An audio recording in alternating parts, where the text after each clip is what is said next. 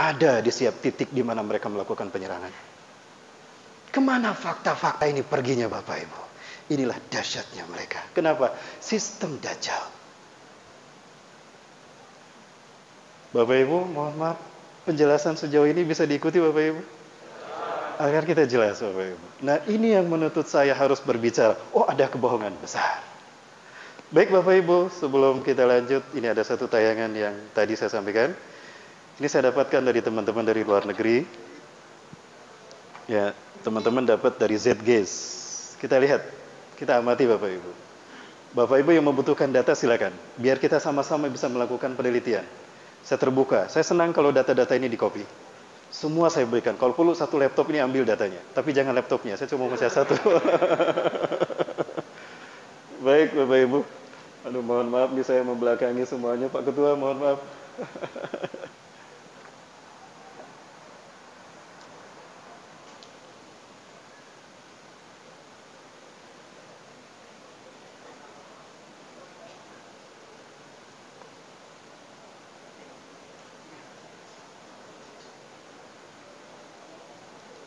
Saya minta whiteboard bisa, Prabowo. Bisa minta whiteboard. Baik.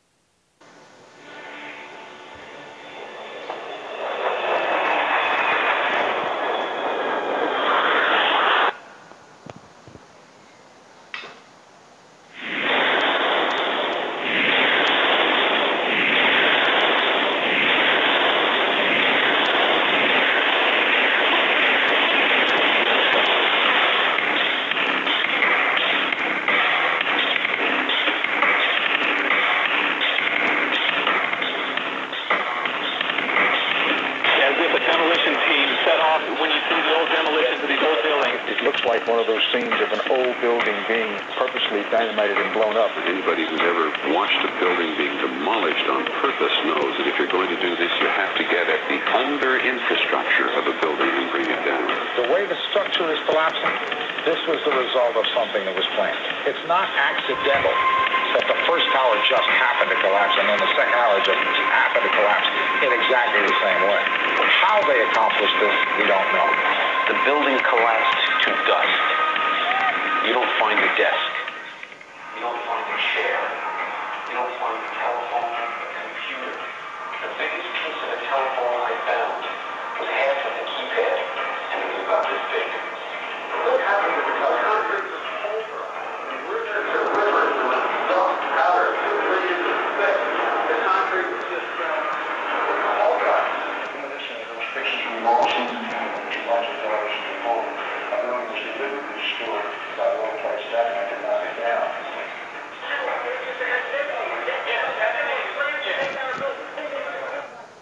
Boom, boom, boom, boom, boom. Kalau Bapak Ibu ini ada filmnya, ada 13 film. Dalam satu film Bapak Ibu akan melihat ternyata ada dinamit yang sudah dipasang di setiap tingkatan dan ternyata tiang-tiangnya sudah dipotong membentuk miring sehingga dalam waktu yang singkat akan berjatuhan dalam secara simultan. Logis masuk di akal Bapak Ibu. Sempat mereka melakukan itu. Mungkinkah pesawat bisa merobohkan serapi itu seperti yang sudah dipotong? Tidak. Artinya sudah direncanakan Bapak Ibu. Oh ada hijackers, 19 hijackers, ada pembajak di sana 19 orang. Artinya ada pas.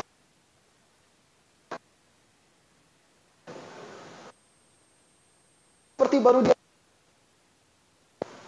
Sementara kalau paspor kan bisa disimpan di saku paling tidak, kalau nggak di tas. Harusnya rapi bersih, lucu Bapak Ibu. Ibu, saya bertanya Bapak Ibu. 2001, 95, tablis isyarat kalau WTC akan dihancurkan. Nanti saya perlihatkan. Termasuk pandemi COVID-19 sejak tahun 95 sudah disebutkan. Maka saya bertanya, wabah atau konspirasi? Tadi kami bahas di siang hari. Saya bahas tadi siang hari. Aman? Aman saya bicara ini? Ada yang lain? Ini tahu Bapak Ibu. Baik, pertanyaan saya. Bapak Ibu akan melihat keasingan demi keasingan di sini. WTC. Kemudian ada seseorang yang menelepon kepada Kongres Amerika. Mohon maaf, itu kok foto saya ada di 19 pembajak yang mati semua. Ini saya masih hidup dan saya tidak terlibat Al-Qaeda dan saya rakyat biasa. Profesi saya sebagai pekerja. Kok foto saya ada di situ? Mereka asal comot saja. Yang penting wajah Arab, nama Islam, cap saja teroris. Ini kebohongan dan ini framing media. Pertanyaannya, manusia dibohongi. Lalu siapa di belakang ini? Baik Bapak Ibu, kita mulai. Mohon maaf ini agak serius Bapak Ibu sekalian. Bisa diikuti Bapak Ibu? Lanjut. Saya butuh 3 pertemuan untuk membahas ini. Jadi sanggup sampai jam berapa? Sampai subuh. Saya tagih sampai subuh. Jam terbang saya besok jam 12.30. Kembali ke Bandung. Saya tagih sampai subuh ya. Baik, pertanyaan saya. Jam berapa WTC terjadi? Pagi hari kan? Catat pagi hari. Apa yang identik dengan pagi hari?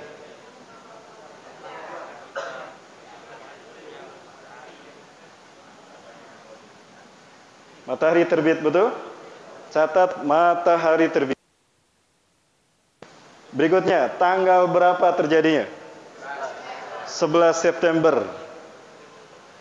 11 September. Tapi mereka menuliskannya tidak seperti itu. Ketika menyebutkan tanggal, mereka selalu bulan dulu. 911. Ketiga, tahun berapa terjadinya? 2001.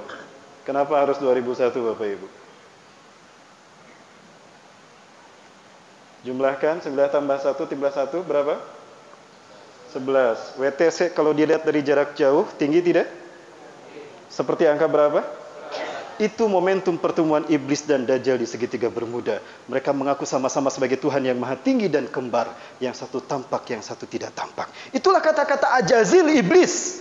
Ketika Allah takdirkan dia bertemu dengan Samiri di segitiga Bermuda. Muhammad Isa Daud dalam bukunya Dajjal akan muncul dari segitiga Bermuda. Mengatakan demikian. Hari ini adalah hari yang aku tunggu-tunggu. Sejak Allah menurunkan aku dari surga. Di mana aku dipertemukan dengan saudara kembarku. Peristiwa ini terjadi di negara mana? Amerika. Amerika disebut juga sebagai negara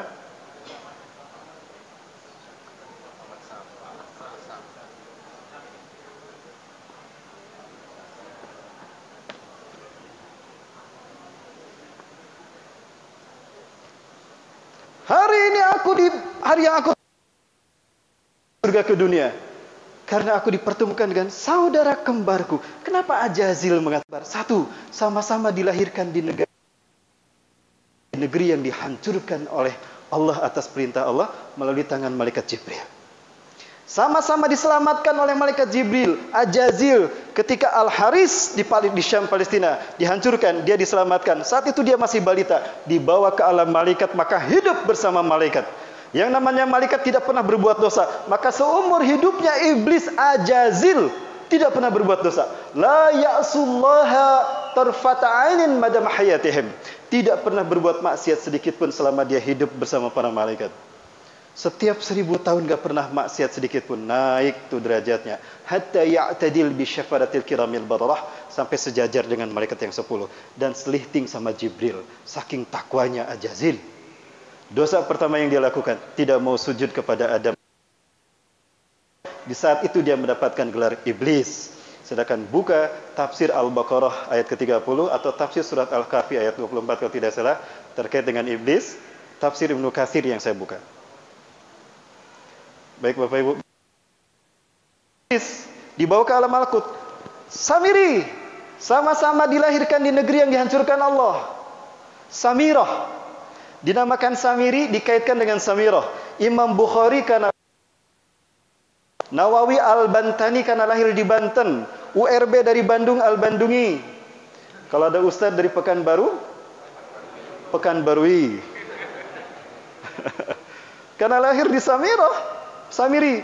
Samirah sama dengan Al-Haris, kampung halaman Ajazil. Maksiat, mungkar, ingkar tidak ditoleran lagi oleh Allah. Hancurkan Jibril. Ketika malaikat Jibril akan menghancurkan, Samiri masih balita, Ajazil juga masih balita.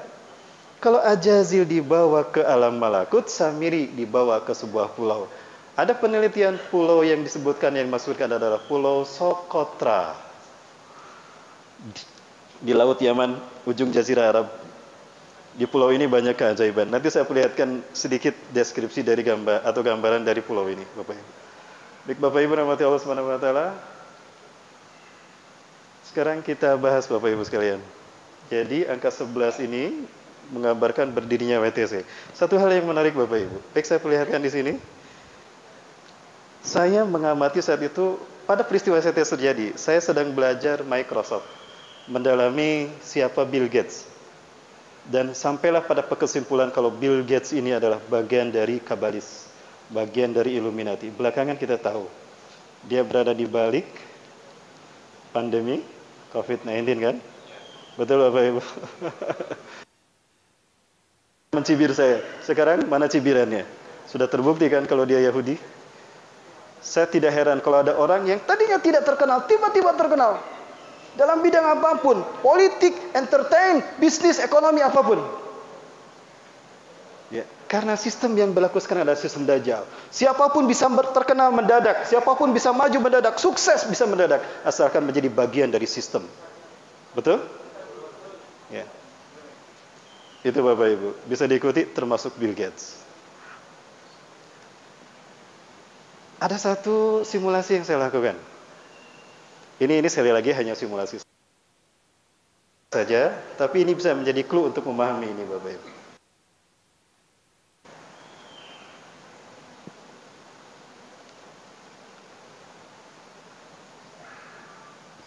Bill Gates selalu menggunakan kode biblikal dalam Visual Basicnya.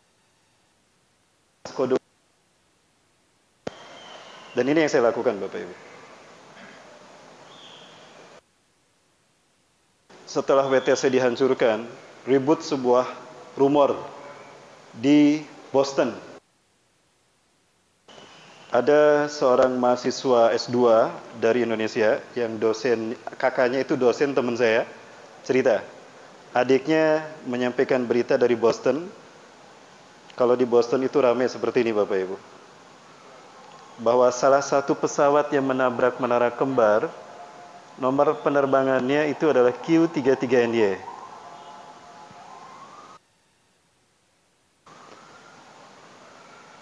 Tadi saya katakan,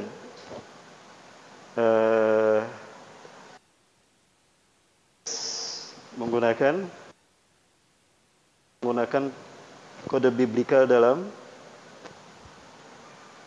membuat font dari ini penambah. Maaf. Nggak bisa. Baik.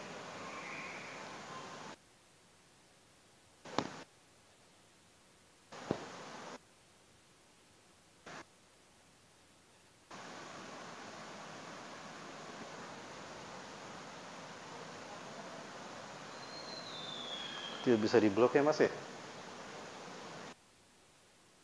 Kenapa tidak bisa diblok ya? Ya. Ini nggak muncul Pak bloknya Pak. Harusnya bisa diblok ya. Sebentar Pak. Ini kelihatan ada bloknya muncul nggak? Tuh kan, nggak ada ya. Mohon maaf Bapak Ibu, sebentar saya ulang kembali.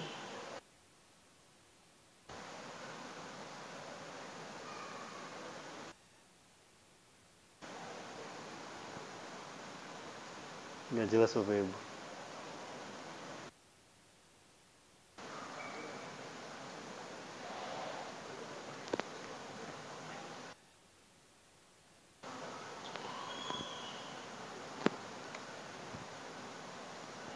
Baik, ini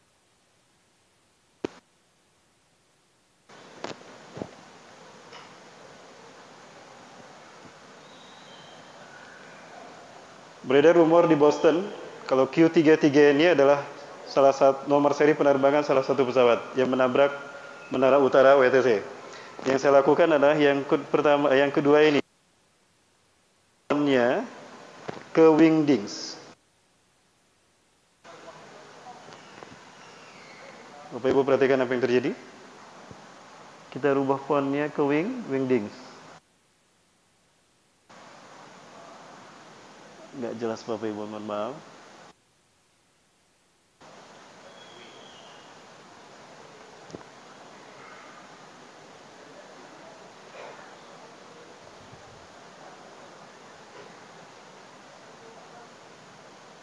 Perhatikan apa yang terjadi Bapak Ibu. Apa yang terjadi? Pesawat yang menabrak bangunan yang sama, dan itu dibajak. Ini simbol bajak laut kan? Pertanyaan saya, kenapa simbol bajak laut tengkorak? Bukankah Yudas Iskariot setelah setelah disalib, di saat itu dia kehilangan mata kanannya dan dia dikuburkan oleh orang-orang yang Romawi, dan Barnabas dikuburkan, dan dia yakin kalau dia adalah Dajjal. Maka setelah 3 hari 3 malam Barnabas menggali kuburan Yudas Iskariot. Itu terjadi di Bukit Golgota. Golgota artinya tengkorak. Dan bajak laut mata kanannya pecahkan. Berapa matanya bajak laut? 1 apa 2? Yang satu selalu ditutup kan? Dajjal matanya berapa? Dan di mana Dajjal dibajak? Dikuburkan di Bukit Golgota. Ini hanya simulasi, Bapak Ibu. Clue. Tapi itu clue. Baik, yang ini seolah-olah memberitahukan pada kita bahwa pesawat yang itu dibajaknya adalah oleh, pertanyaannya, setiap harinya terjadi WTC. Banyak kan? Tapi satu pun tidak ada yang menjadi korban. Karena Mossad sudah memberitahu, jangan ngantor, karena itu akan kami hancurkan. Maka tidak ada seorang pun orang Yahudi yang menjadi korban. Itu pertanyaan kami. Baik, berikutnya Bapak Ibu sekalian, yang ketiga, yang berikutnya saya rubah fontnya ke Webdings.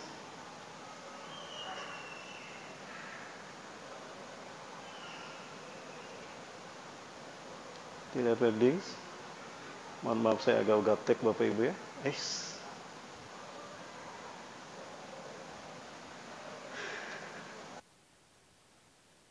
Enggak bisa.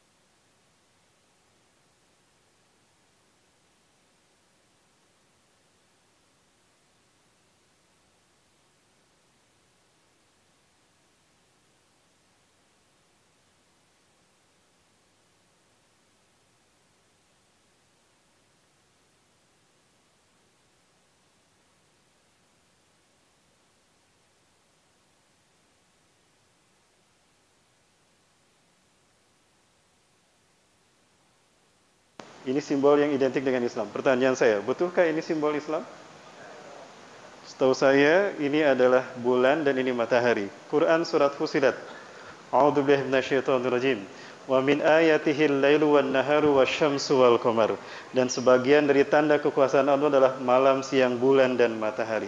La tasjudu lisyamsi wala lil qamar. Jangan kamu sujud kepada matahari dan bulan. Wasjudu lillahi alladzi khalaqahunna. Sujud itu kepada Allah, alladzi khalaqahunna, yang menciptakan mereka. In kuntum iyyahu ta'budun. Hal kalau memang kamu kalian pada Allah menyembahnya. Sesuatu dalam dunia arsitektur. Buka illuminati.com. Mereka mengatakan, kami menguasai melalui 2 ranah. Ranah arsitektur dan media visual. Arsitektur. Dalam terminologi arsitektur, sesuatu yang di atas kubah adalah sesuatu yang diagungkan. Ma fawqal kubbata fahuwal mu'azzam. Segala sesuatu yang ada di atas kubah adalah yang diagungkan. Sementara banyak masjid menyimpan bulan bintang di atas kubah. Apakah itu mereka mengagungkan bulan dan bintang? Padahal yang berhak diagungkan adalah Allah. Betul Bapak Ibu? Tunjukkan dalilnya kalau simbol Islam itu bulan bintang. Maka di sini sekalipun bulan bintang simbol Islam secara umum, di sini tidak ada. Segitiga. Ini saya tidak mengatakan sebagai simbol Dajjal. Fitnah kalau segitiga saya katakan sebagai simbol Dajjal. Segitiga milik siapapun Bapak Ibu, betul? Ya. Rasulullah SAW punya cincin. Buka kitab Sama'id Tirmidzi. Disebutkan cincin Rasulullah itu kalau ditekankan maka akan membentuk segitiga. Dan di dalam segitiga itu syarikalah Muhammad abduhu wa rasuluh. Tauhid. Itulah alasan kenapa simbol FPI segitiga. Tetapi lain halnya jika segitiga itu seperti ini Bapak Ibu. Atau juga seperti ini. Nah ini masalahnya.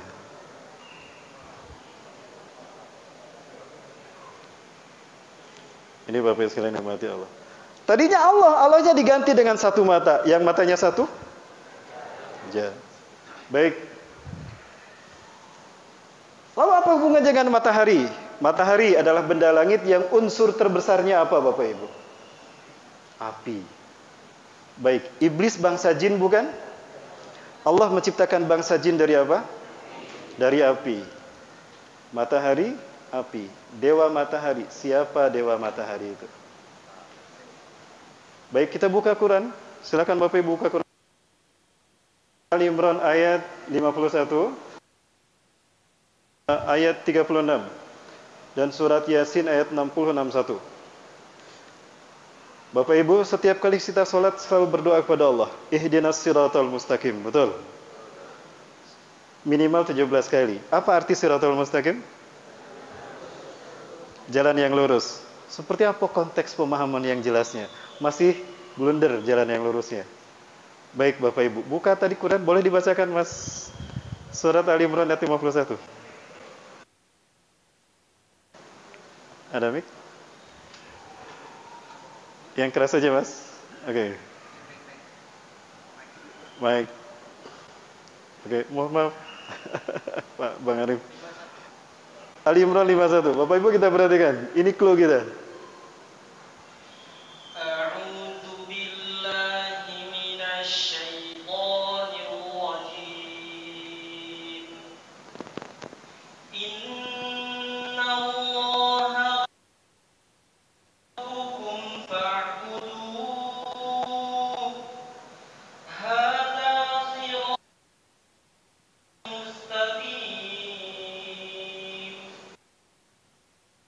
Maryam 36. Surat 19 ayat 36. Kita aktif sama-sama Bapak Ibu membuka. Pahala membaca Quran dari mushaf beda dengan pahala membuka Quran dari gadget Bapak Ibu. Kemarin kita bahas hukum membaca Quran dari gadget. Karena nonton yang porno juga dari gadget kan. Tempat yang kita lihat melihat yang porno, kita lihat Al-Quran. Sama tidak pahala.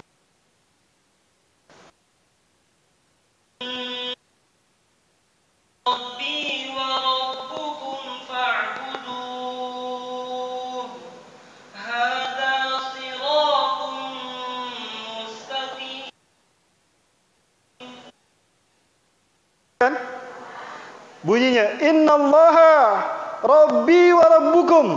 Sesungguhnya Allah adalah Tuhanku dan Tuhan kalian. Fa'buduh, maka sembahlah Allah.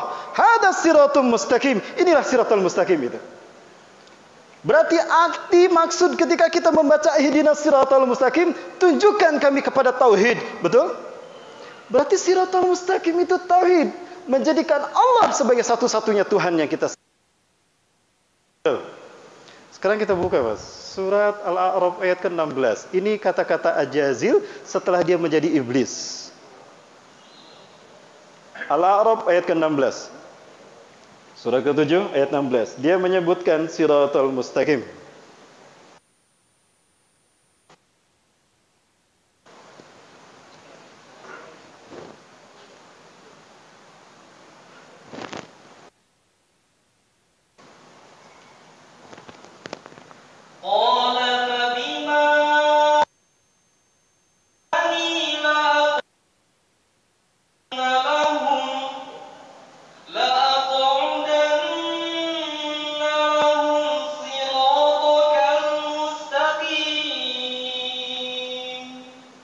Subhanallah, betapa cerdasnya Ajazil iblis.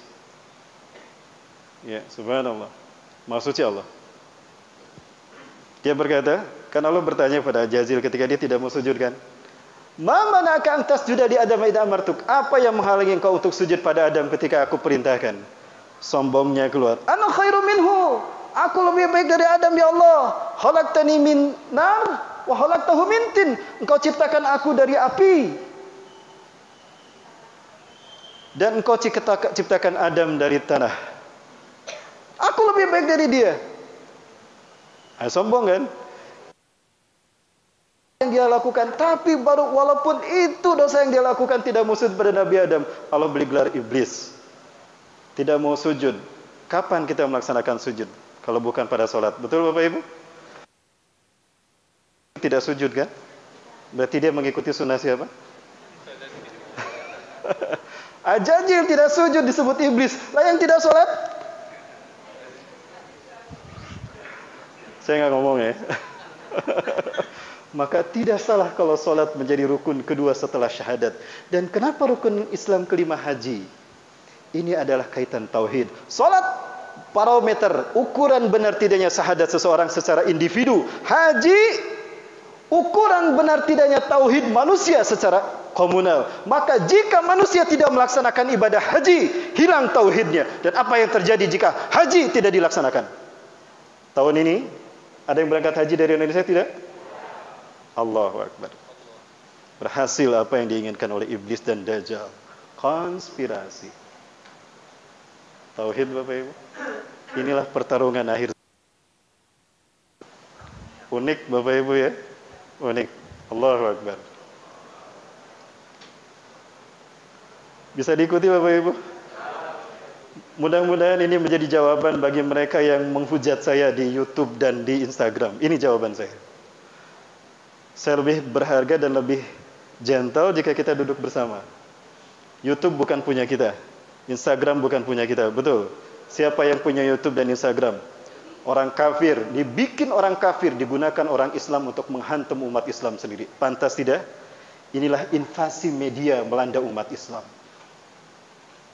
Dipecah belah, bahkan ulama diadu domba. Lebih terhormat kalau kita duduk satu meja. Yuk kita duduk bersama. Nah, itu lebih baik agar umat tidak terpecah belah. Mohon maaf curhat Bapak Ibu. Nah, iblis berkata, "Qala fa bima aghwaytani." Nah, ini pun ada konspirasi dalam perterjemahan ayat ini. Dulu terjemahnya menurut saya benar. Qala iblis berkata, "Fabima aghwaytani," karena engkau telah perbuatanku tidak mau sujud kepada Adam, kau hukum sebagai kesesatanku, aku terima. Tapi belakangan ada muncul peraturan transliterasi Al-Quran terbaru, maka semua Quran terjemahan berubah. Terjemahannya menjadi, karena engkau telah menyesatkan aku. Silakan buka Qurannya, saya sudah menelitinya. Karena engkau telah menyesatkan aku. Samakah arti kata menyesatkan aku dan menghukum aku tersesat? Kalau iblis berkata karena engkau telah menyesatkan aku, berarti iblis tersesat, ada yang menyesatkan. Betul? Pertanyaannya, siapa yang menyesatkan iblis? Itu kesan yang ingin diciptakan dari terjemah itu. Maka yang Ajazil dengan iblis, dia korban ketidakadilan Tuhan, tanda petik, kata Zionis Yahudi. Harusnya dia yang jadi khalifah di muka bumi, bukan Adam. Maka Ajazil diberi gelar yang terhormat oleh Yahudi. Apa gelar Ajazil dari Yahudi? Lucifer. Pernah mendengar Lucifer? Nah, itu dia. Pengikutnya disebut Luciferian. Itulah yang berada di balik pandemi COVID-19 hari ini. Mereka mendapatkan keuntungan masif. Surat utang keluar dari setiap negara karena tanda petik tidak bisa menangani COVID-19, maka ngutang. Yang dapat untungnya siapa? Tadi orang yang saya sebutkan. Menarik keuntungan. Seperti orang menciptakan virus komputer dan saya punya antivirusnya. Maka orang sibuk ingin menyelamatkan data mereka karena virus komputer terkena mengenai komputer mereka.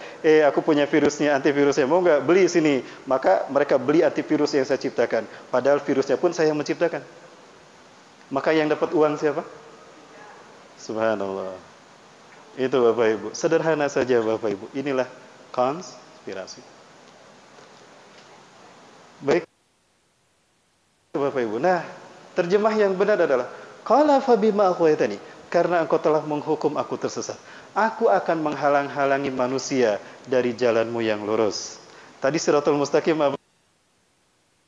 artinya aku akan menjadikan selain engkau. Akan ada sosok lain yang mereka sembah.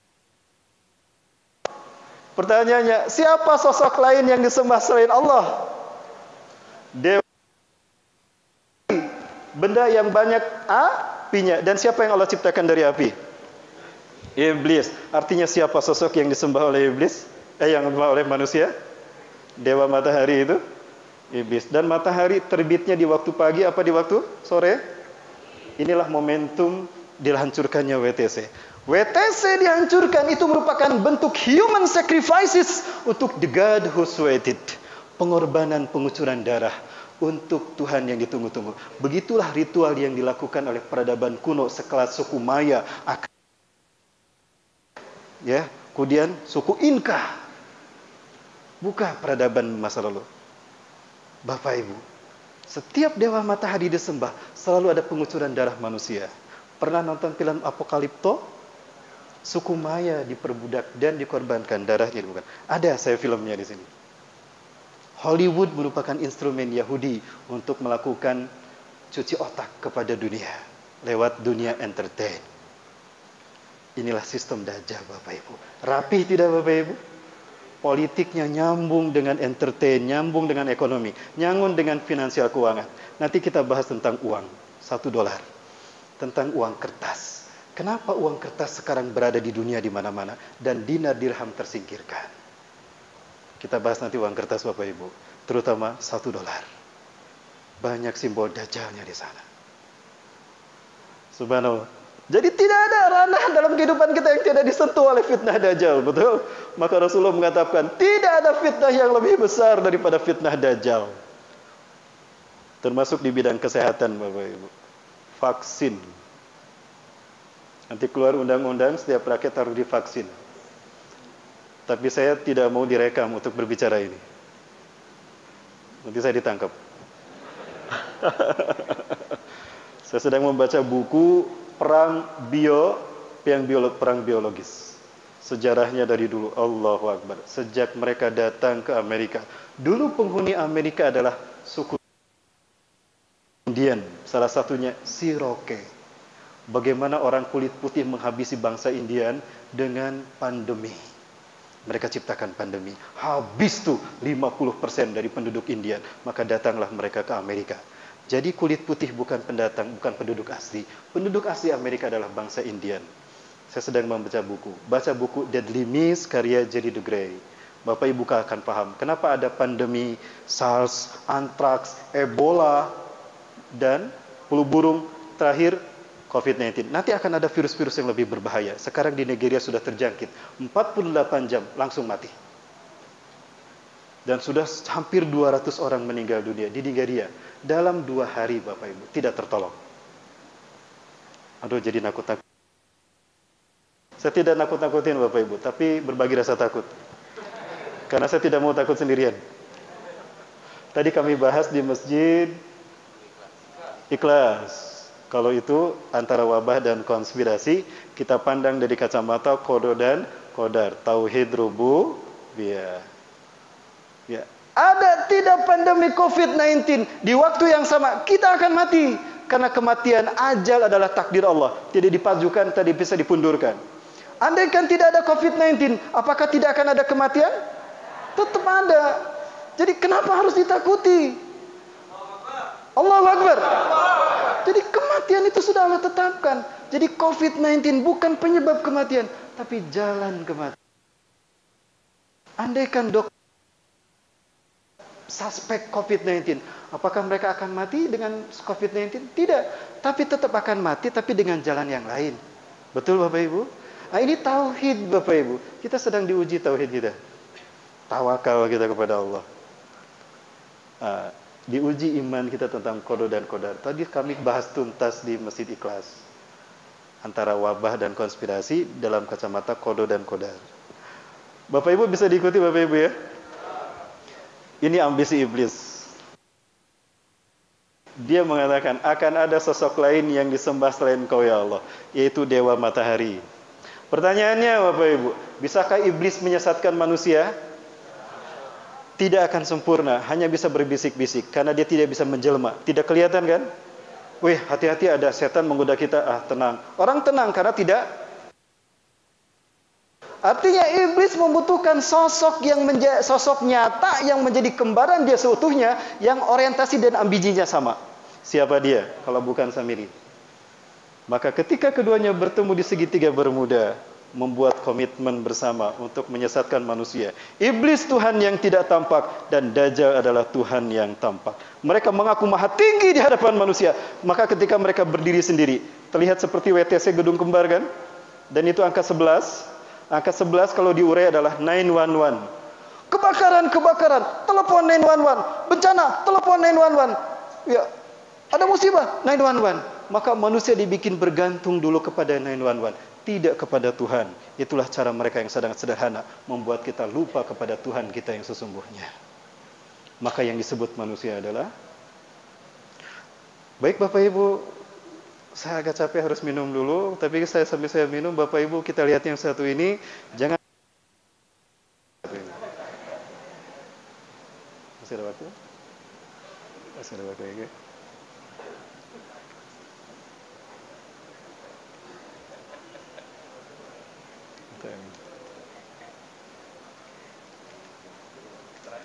Sedang yang berapa?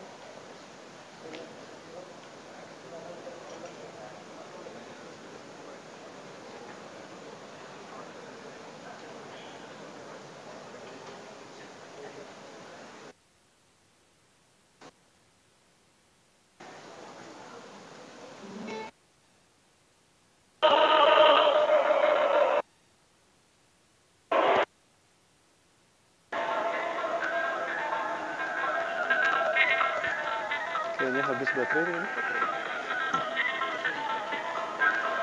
Sambil dicas.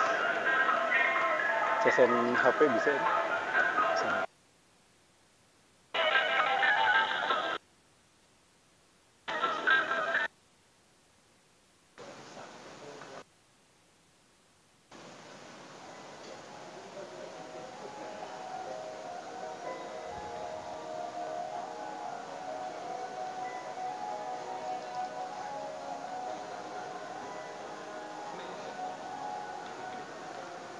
Oh boleh, bisa masuk, coba volumenya nih, di mana suaranya ya, sumber suaranya di mana ya, sumber.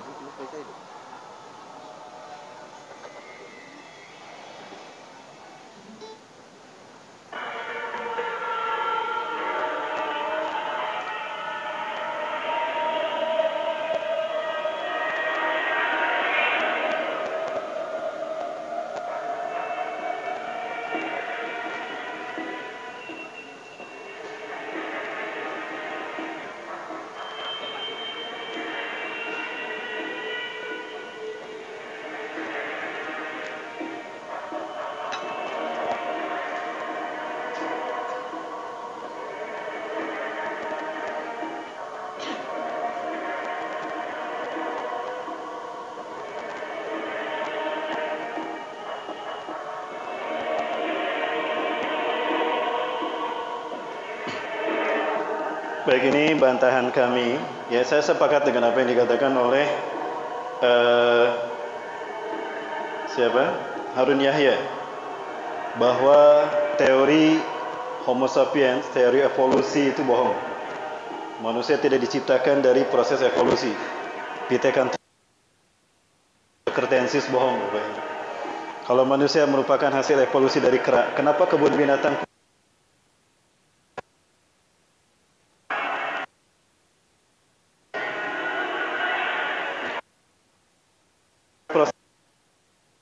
Allah ciptakan manusia fi ahsani taqwim. Baik, kita lihat peradaban zaman dulu. Teknologi mulai disentuh oleh manusia, ada dalam kehidupan manusia secara canggih, itu di zaman Nabi Hud alaihissalam. Kaum Nabi Hud disebut kaum Nabatian. Ini faktanya Bapak Ibu. Ini adalah penggilan bangsa Babilonia. Yang Bapak Ibu lihat ini bukan semata-mata tapi ketika dibelah ternyata ada katoda, ada tabung elektrolit. Artinya peradaban 2000 tahun yang lalu cuma casingnya tidak seperti ABC dan alkalin, Bapak Ibu. Seperti ini. Apakah ini dibuat oleh manusia kera, Bapak Ibu? Tidak mungkin. Tadi gedung-gedung yang bertingkat.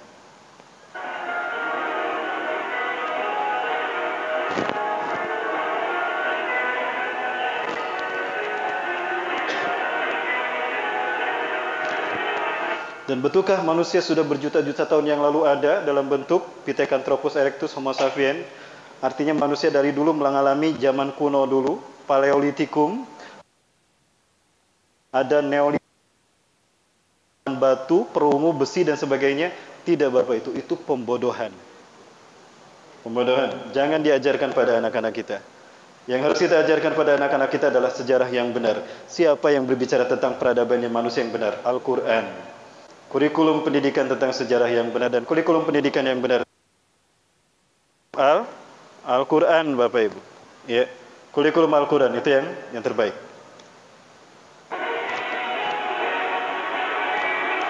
Ini adalah plakat Berlin, peninggalan bangsa Sumeria 2000 tahun yang lalu atau 2500 tahun yang lalu. 2500 tahun yang lalu ada plakat seperti ini. Kalau kita lihat gambarnya mirip gambar-gambar apa? Mungkinkah zaman 2500 tahun yang lalu orang berpikir tentang helikopter, kapal selam, kapal terbang? Mungkin? Berarti mereka sudah mengenal peradaban, Bapak Ibu. Jadi tidak benar adanya teori evolusi. Sepakat, Bapak Ibu?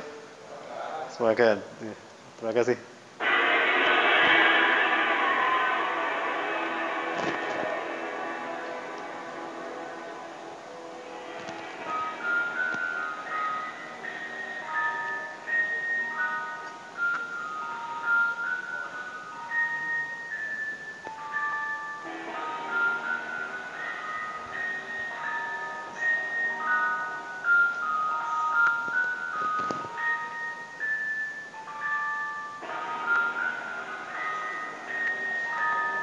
Nah, inilah biang keroknya. Mungkin cuma dia yang lahir dari proses evolusi, Bapak Ibu. Dia membuat bukunya The Origin of Species. Ya.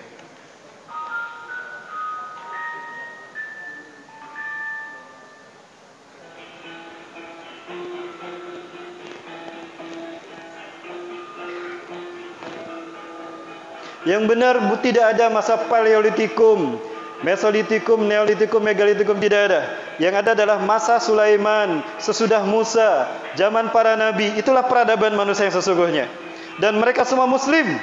Di pertemuan pertama kita bahas pendapat pakar sejarah Israel, Profesor Moses Saron. Tokoh-tokoh sejarah Muslim people, Muslim figure, itu kata dia.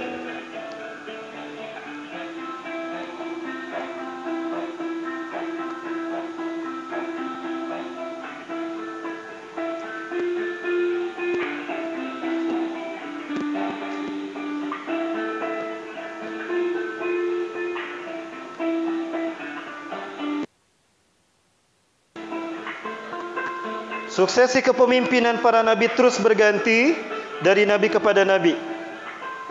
Ya, jailun ba'da jailin, generasi demi generasi, hingga sampailah kepada generasi yang terakhir, Rasulullah Muhammad sallallahu alaihi wasallam.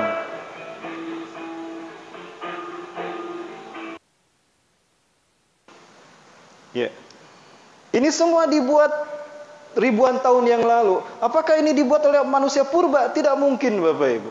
Ini orang-orang yang sudah cerdas, ya, orang-orang yang sudah mengenal teknologi. Tidak mungkin dibikin oleh manusia primitif.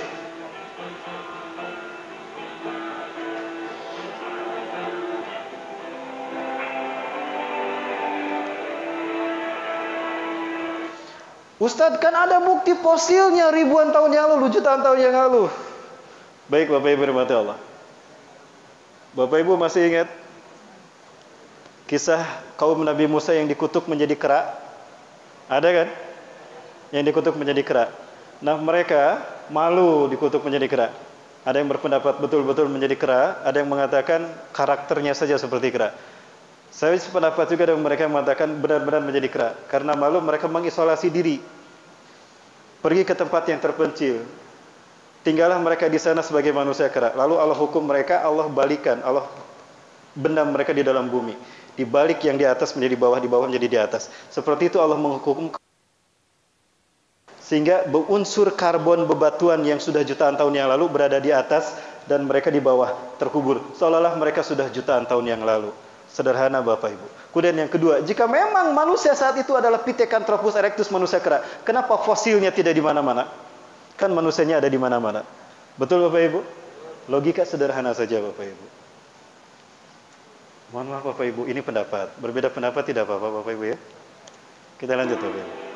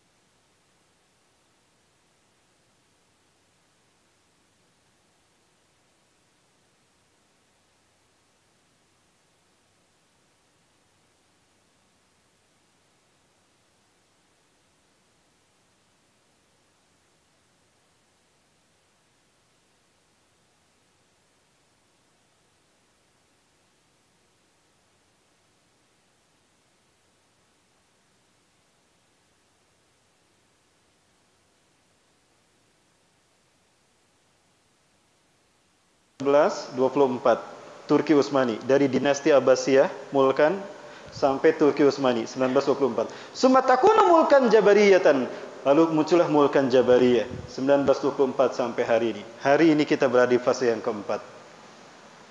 Summa takunu khilafatan ala minhaji nubuwah. Yang kelima kata Rasulullah, fase khilafah ala minhaji nubuwah. Ini Rasulullah menyebutkan khilafah adalah kehendak Allah. Maka seperti apa hukumnya orang yang mengatakan khilafahisme sama dengan komunisme? Baik. Summa sakat, setelah khilafah Rasulullah diam. Ya. Artinya zaman selesai menurut mereka. Tapi saya tambah dengan hadis yang lain, tidak selesai Bapak Ibu. Ya. Bahkan seperti ini, tapi nanti juga dibahas Bapak Ibu. Nah, kemudian hadis ini nanti digambarkan secara diagram. Nah, Rasulullah menyebutkan ada 5 fase. Fase yang pertama fase beliau sendiri dan ini sudah berlalu. Fase yang kedua fase Khulafaur Rasyidin Al-Mahdiin 30 tahun. Al-khilafatu fi ummati salasuna sana summa mulkun ba'da dzalik. Khilafah di masaku hanya 30 tahun. Setelah itu mulkan. Betul mulkan? Yang ketiga mulkan adan. Dan ini pun sudah berlalu.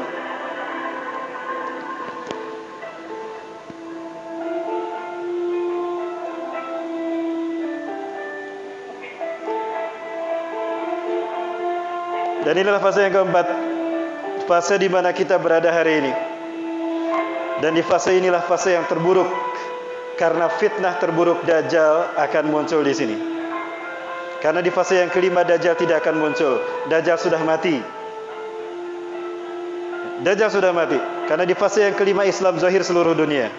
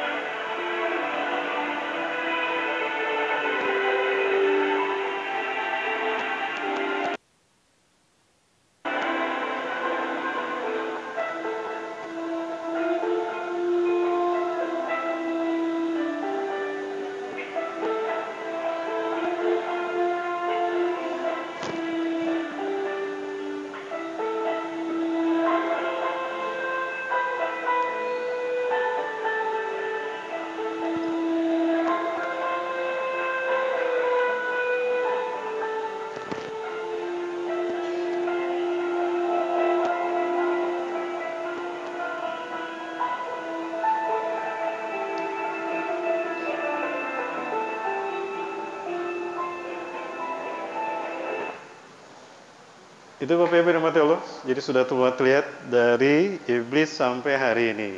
Singkat saja Bapak Ibu. Tapi sayang sekali waktunya tidak cukup Bapak Ibu ya. Sudah jam 10 ini. Kita belum berbicara tentang lalu seperti apa dan di mana Dajjal hari ini. Ya, Bapak Ibu, ternyata beberapa katedral di hadis akhir zaman. Mereka sudah mulai melek dengan kajian akhir zaman yang viral di seluruh dunia. Bahkan di Palestina itu ada Ustadz Syekh yang mengajarkan materi sama seperti saya.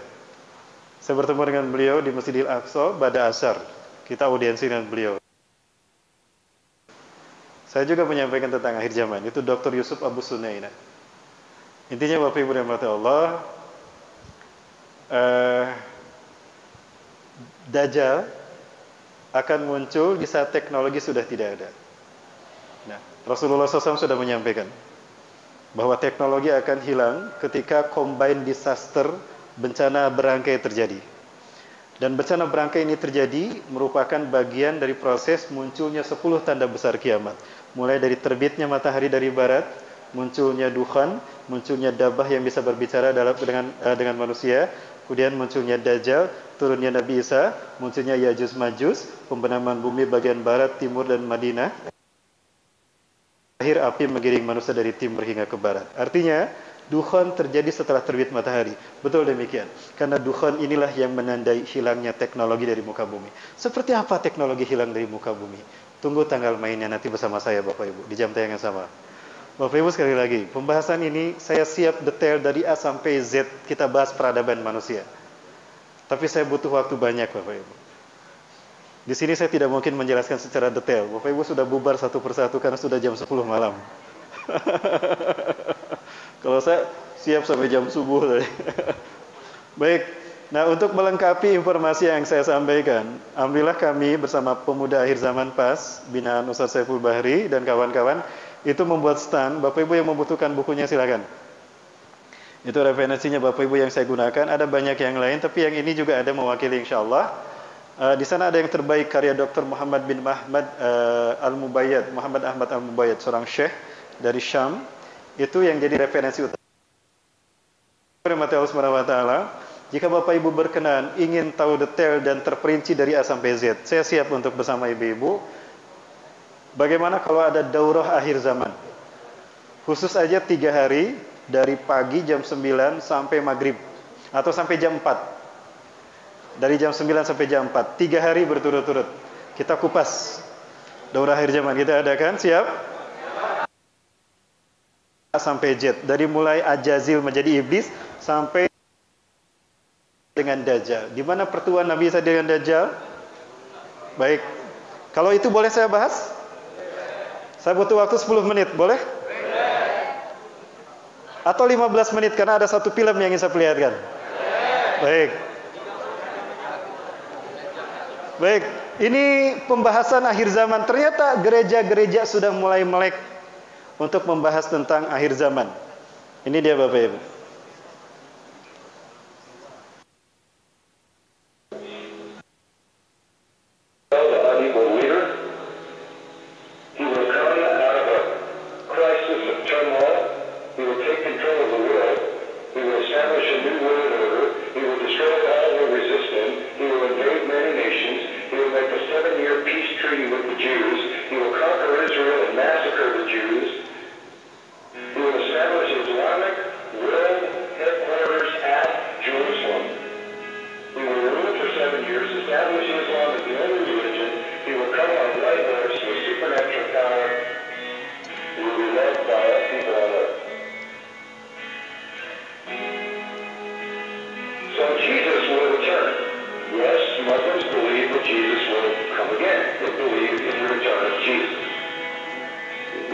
Mohon maaf Pak Haji kelamaan ini.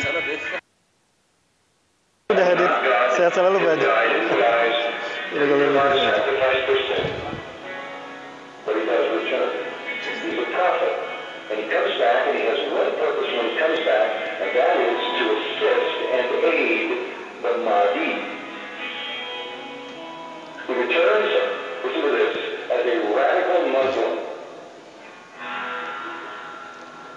He comes back as a radical Muslim.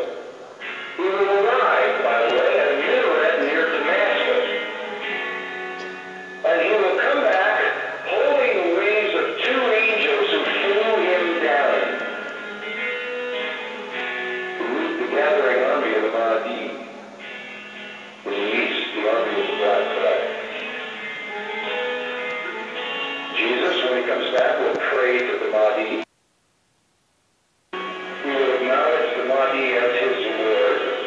He will make a pilgrimage to Mecca.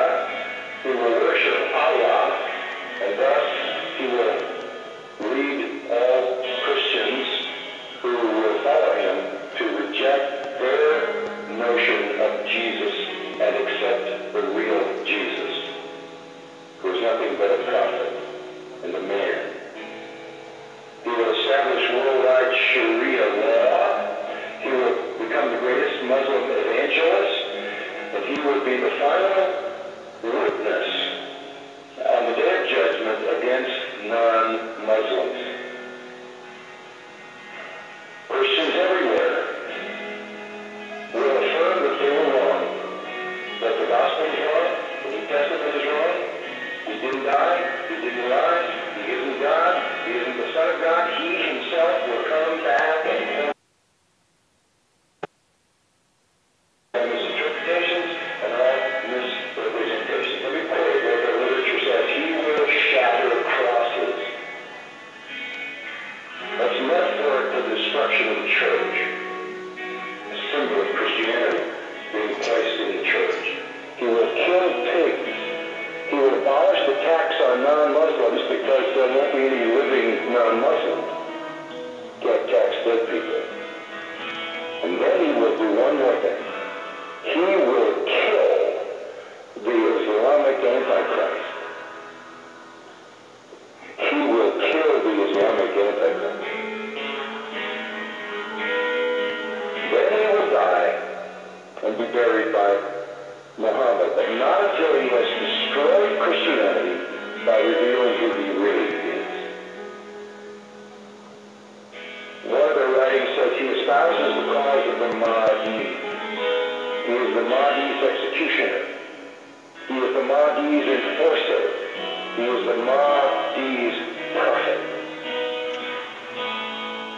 And it is he who kills the Antichrist. Now that leads me to the third person. The Antichrist will show up. The Muslims call him Dajjal. He is the great deceiver. He comes to earth on a mule. And he's blind and one-eyed. Duduknya di mana? He is an infidel, a miracle worker. This Antichrist, this Islamic Antichrist. But you know who he claims to be? He claims to be Jesus, the Son of God. Oke. Oh iya. He claims Oh iya. to be Jesus. He will attempt to stop the Mahdi.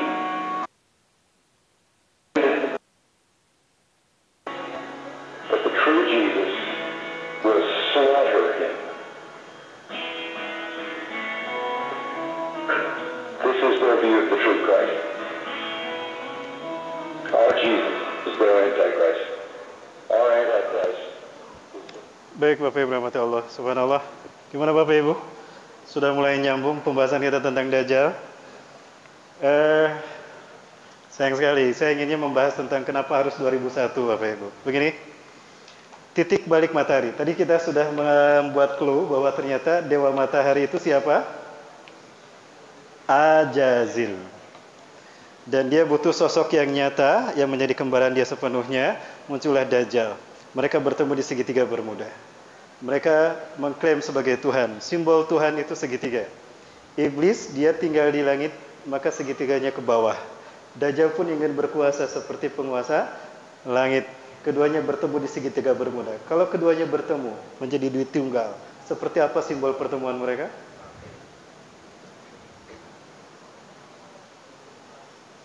Ini dia Bapak Ibu. Dan kenapa harus berwarna biru? Filosofinya panjang.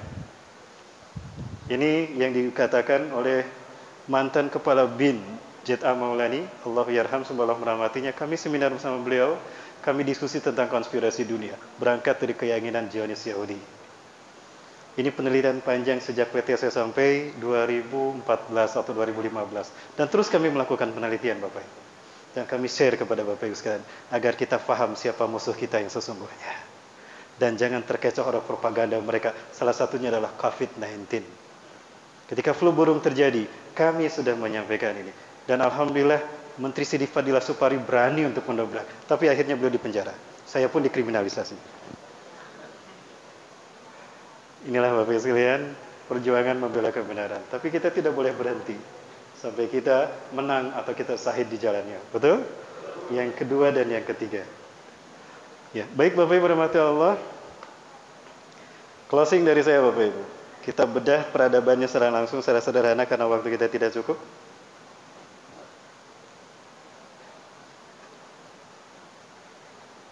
Ya, ini saya ambil dari beberapa kitab, Bapak Ibu, mulai dari Atlas Tarikhin Al-Anbiya wal Mursalin, Atlas Sejarah Para Nabi dan Rasul karya Syekh Sami bin Abdillah Al-Magluz, kemudian Qisasul Anbiya wal Mursalin karya Al-Hafiz Imam Ibnu Katsir rahimahullah, kemudian juga nanti Pak dipoto-nya karena ini belum sempurna, ada gambar-gambar nanti yang akan saya tampilkan. Ya, kita bedah sekarang sampai pertemuan Nabi Isa dengan Dajjal. Aleppo perbatasan dengan Turki. Saat itu Turki dikuasai oleh Bani Rum. Hum yajtami'una tahta samani rarayah. Bani Rum, Eropa, kemungkinan NATO, mereka membawa 80 bendera.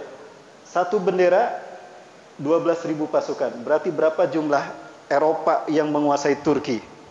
1 juta. Pertanyaannya, perang apa yang menyebabkan Turki dikuasai Eropa? Atas Hagia Sophia dan klaim Erdogan akan menguasai Al-Aqsa setelah Hagia Sophia, berarti Erdogan membawa umat Islam pada perang besar melawan Israel, betul? Apakah itu yang akan membuat nanti pasukan 80 bendera Bani Rum itu akan menguasai Turki? Lalu Imam Mahdi dan pasukannya bertahan di Aleppo. Di mana Aleppo? Halab. Kenapa harus Aleppo? Karena disitulah terdapatnya masjid tempat turunnya. Di hadapan kita akan ada peristiwa-peristiwa besar Bapak Ibu. Sudah siap menghadapinya?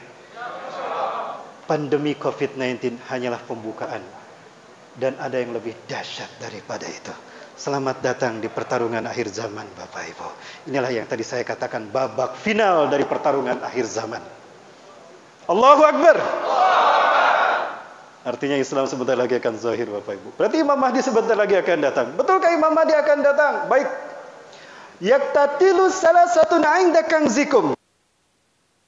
3 orang laki-laki di sisi perbedaan kalian, Ka'bah. Kulluhum ibnu khalifatin, 3-3-nya putra mahkota. Artinya ada seorang raja penguasa ini meninggal, lalu 3 putra mahkotanya berperang, berebut kekuasaan. Sekarang bagaimana kondisi di sana? Bagaimana kondisi Raja Salman dan Raja Salman raja yang terakhir kan? Sekarang sudah ada perebutan, mulai ribut antara putra mahkota yang satu dengan yang dua. Antara bin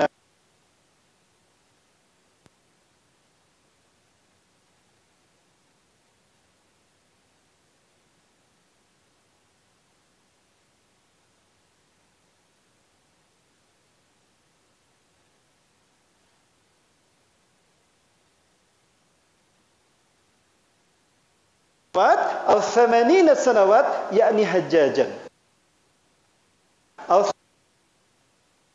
Al-Mahdi akan tinggal bersama umat Islam 7 tahun, 8 tahun atau 8 kali musim haji, 7 kali 8 musim haji. Artinya dibaiat di musim haji. Dan hanya sedikit yang berbaiat kepadanya. Wa adadul ladina yubayyunau ka'adadi ahli Badarin, dan pasukan yang berbaiat kepada Al-Mahdi seperti pasukan Badarku antara 313 sampai 315.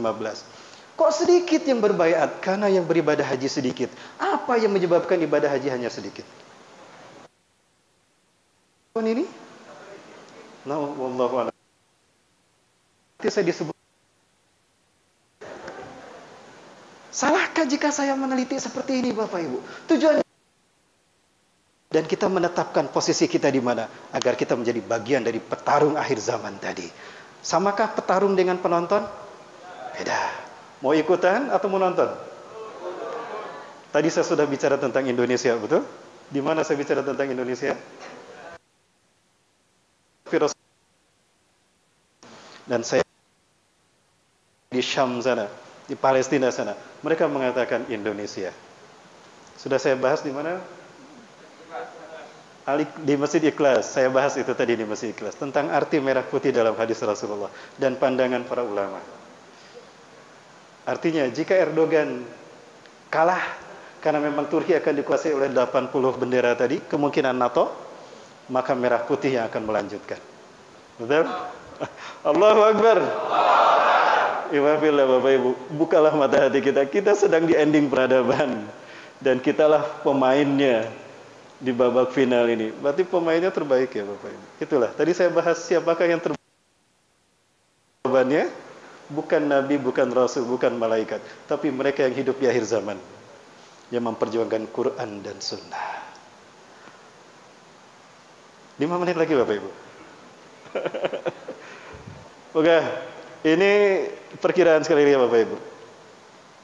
Rasulullah di Madinah, Rasulullah SAW bersabda, La tushaddu rihal ila salasatil masajid. Jangan kalian berziarah dengan niatan ibadah kecuali pada 3 masjid.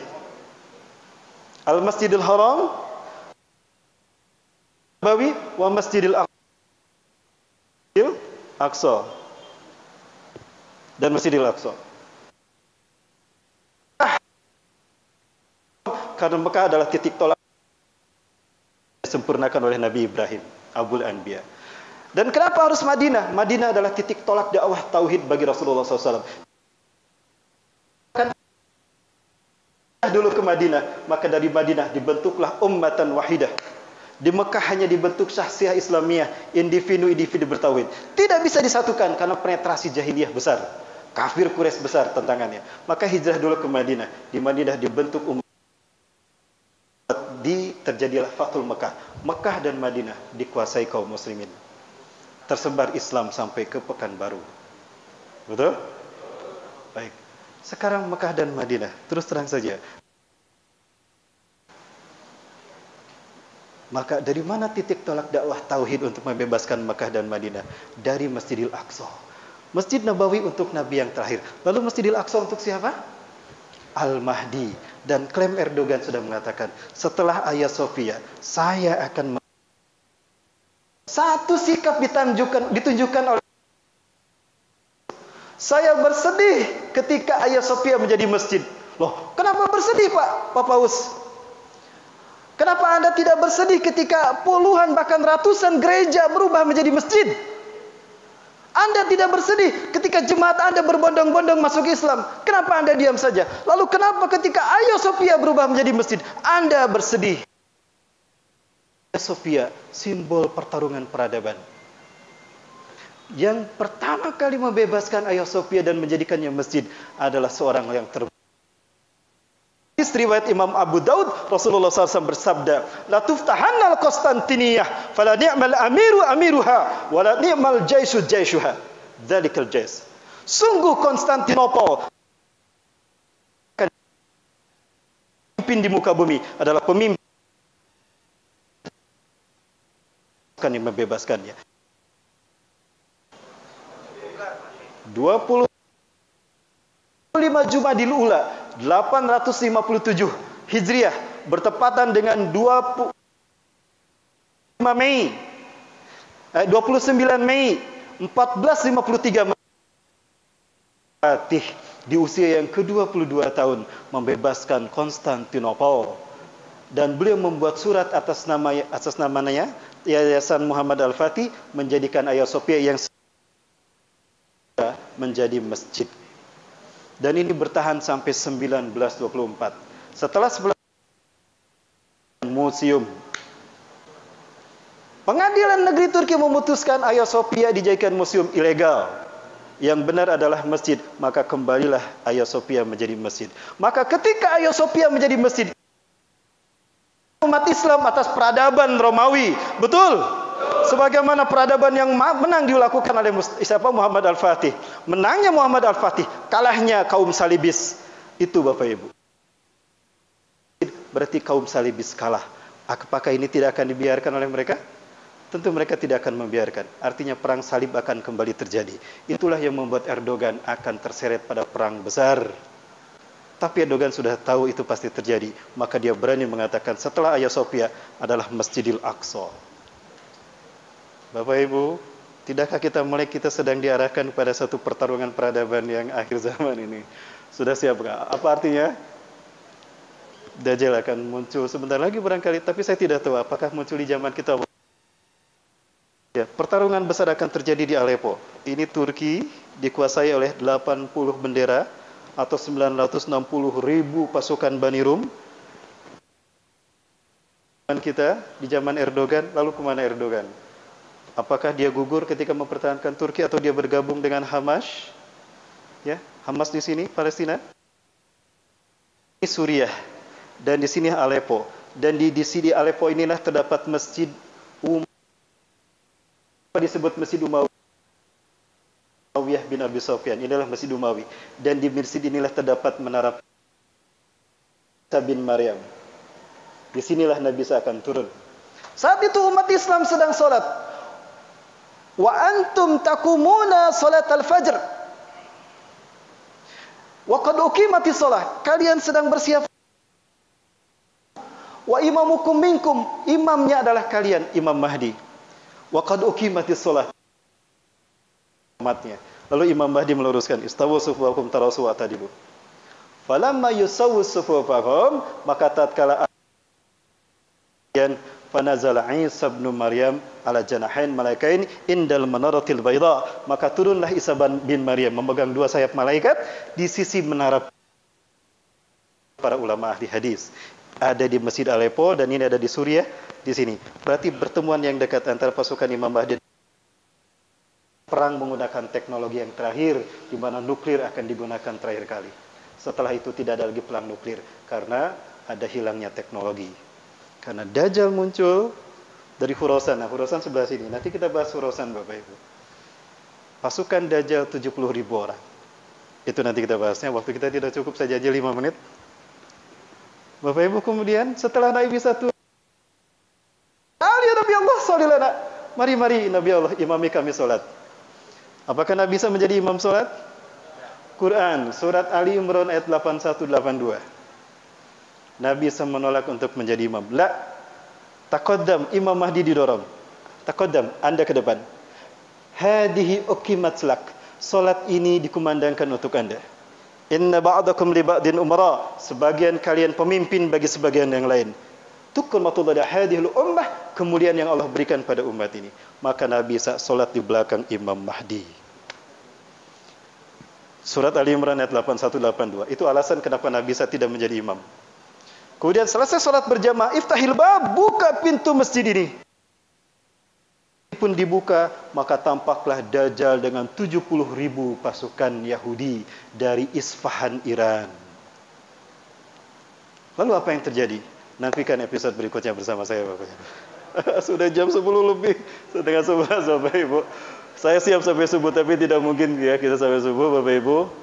Sekali lagi, butuh waktu panjang untuk membahas peradaban. Karena sekali lagi, ini kita bicara tentang pertarungan peradaban. Apa yang dulu diperjuangkan para Nabi dan Rasul sekarang ada di babak final, Bapak Ibu. Ya, baik Bapak Ibu, rahmati Allah. Sejauh ini bisa diikuti Bapak Ibu? Bisa, terima kasih dan mohon maaf.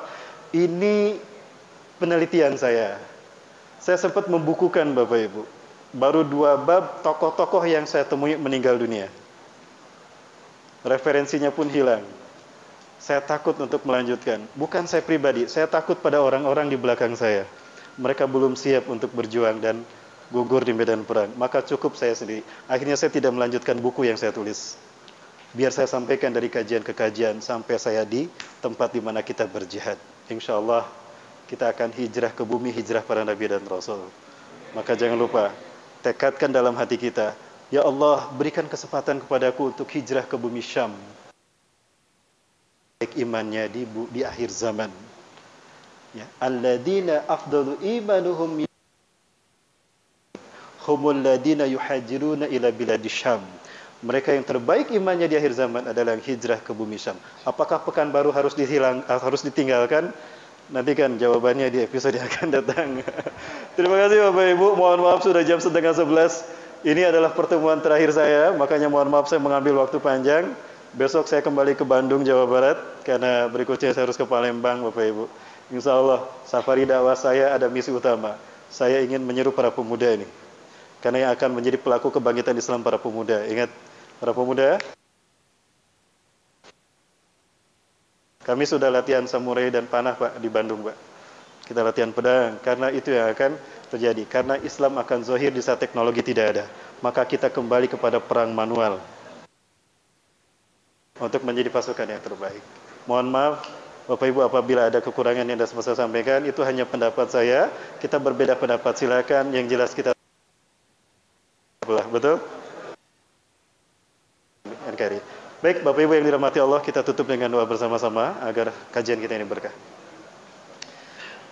أعوذ بالله من الشيطان الرجيم بسم الله الرحمن الرحيم حمدا شاكرا حمدا ناعما ويكافئ مزيده يا ربنا لك الحمد كما ينبغي لجلال وجهك الكريم وعظيم سلطانك اللهم صل على سيدنا محمد صلى الله عليه وسلم بطيب القلوب ودوائها وعافية الأبدان وشفائها ونور الأبصار وضيائها وصلى على آله وصحبه أجمعين اللهم أنت ربنا لا إله إلا أنت خلقتنا ونحن عبادك ونحن على عهدك ووعدك ما استطعنا نعوذ بك من شر ما صنعنا نبوء لك بنعمتك علينا ونبوء بذنوبنا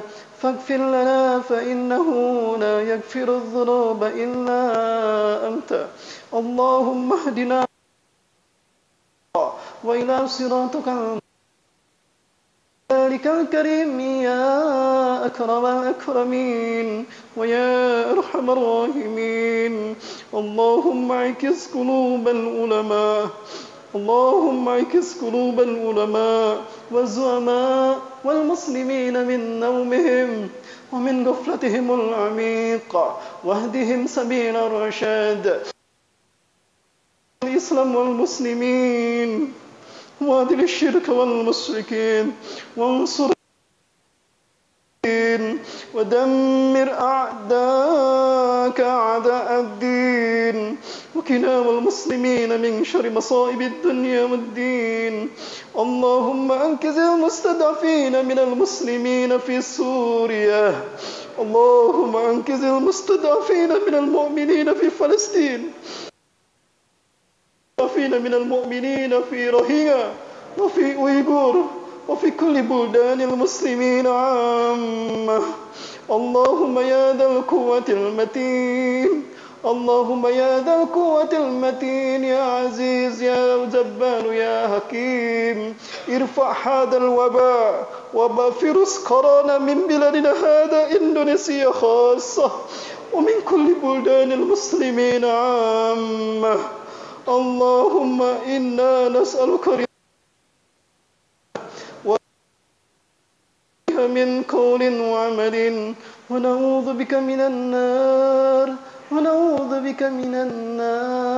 وما قرب إليها من قول وعمل اللهم إنا نعوذ بك من عذاب القبر ومن فتنة المحيا والممات ومن شر فتنة المسيح الدجال ربنا آتنا في الدنيا حسنة وفي الآخرة عذاب النار سبحان ربك رب العزة عما يصفون وسلام على sekalian. Mudah-mudahan kita bisa berjuang bersama. Kita buktikan siap Indonesia untuk memimpin peradaban. Nanti sampaikan pandangan para syekh masyayikh di Timur Tengah, pendapat mereka tentang Indonesia. Ternyata mereka berharap Indonesia yang harus memimpin kebangkitan Islam. Karena dari semua negara yang Allah pilih untuk memimpin kebangkitan Islam, Arab sudah, Eropa di masa Zulkarnain sudah, tinggal Asia, dan Asia ada di pundak Indonesia. Allahu Akbar. Saya pamit. Assalamualaikum warahmatullahi wabarakatuh.